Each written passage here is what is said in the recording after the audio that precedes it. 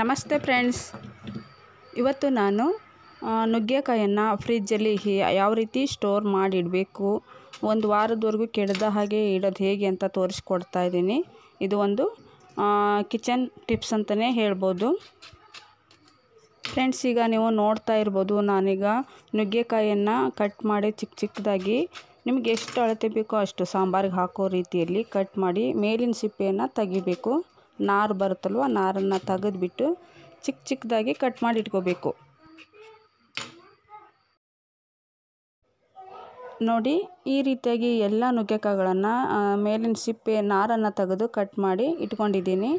ಈಗ ನಾನು ಒಂದು ಬಾಕ್ಸಲ್ಲಿ, ಏರ್ ಕಂಟೈನರ್ ಬಾಕ್ಸ್ ಅಂತಾರಲ್ವ, ಆ ಬಾಕ್ಸಲ್ಲಿ ಇಡ್ತಾಯಿದ್ದೀನಿ. ಜಾಸ್ತಿ ಇದ್ದರೆ ದೊಡ್ಡ ಬಾಕ್ಸನ್ನೇ ತೊಗೋಬೋದು. ನಾನು ಸ್ವಲ್ಪ ಇರೋದರಿಂದ ಈ ಥರ ಬಾಕ್ಸ್ ತೊಗೊಂಡಿದ್ದೀನಿ.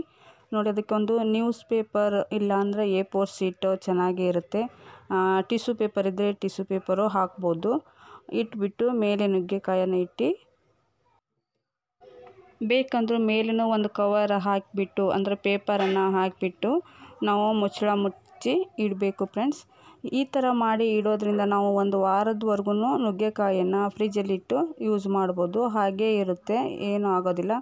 ನಾವು ಹಾಗೇ ಓಪನ್ ಮಾಡಿಟ್ರೆ ಅದು ಡ್ರೈ ಆಗಿಬಿಡುತ್ತೆ, ಒಣಗ್ದಂಗೆ ಆಗಿಬಿಡುತ್ತೆ, ಚೆನ್ನಾಗಿರಲ್ಲ. ಈ ರೀತಿ ಮಾಡಿಟ್ರೆ ಹಸಿ ಹಸಿಯಾಗಿ ತಾಜಾ ತರಕಾರಿ ಥರ ಇದ್ದೇ ಇರುತ್ತೆ. ಒಂದ್ಸಲ ಟ್ರೈ ಮಾಡಿ ನೋಡಿ ಫ್ರೆಂಡ್ಸ್. ತುಂಬ ದಿನ ಇಟ್ಕೊಂಡು ತಿನ್ನೋರು, ಅಂದರೆ ತರಕಾರಿ ಸಂತೆ ಮಾಡಿದಾಗ ನಾವು ಜಾಸ್ತಿನೇ ತಂದಿರ್ತೀವಿ, ಸ್ಟೋರ್ ಮಾಡಿ ಇಡೋದು ಗೊತ್ತಿರೋದಿಲ್ಲ. ಅದಕ್ಕೆ ನಾನು ಈ ಟಿಪ್ಸನ್ನು ಹೇಳ್ತಾ ಇದ್ದೀನಿ.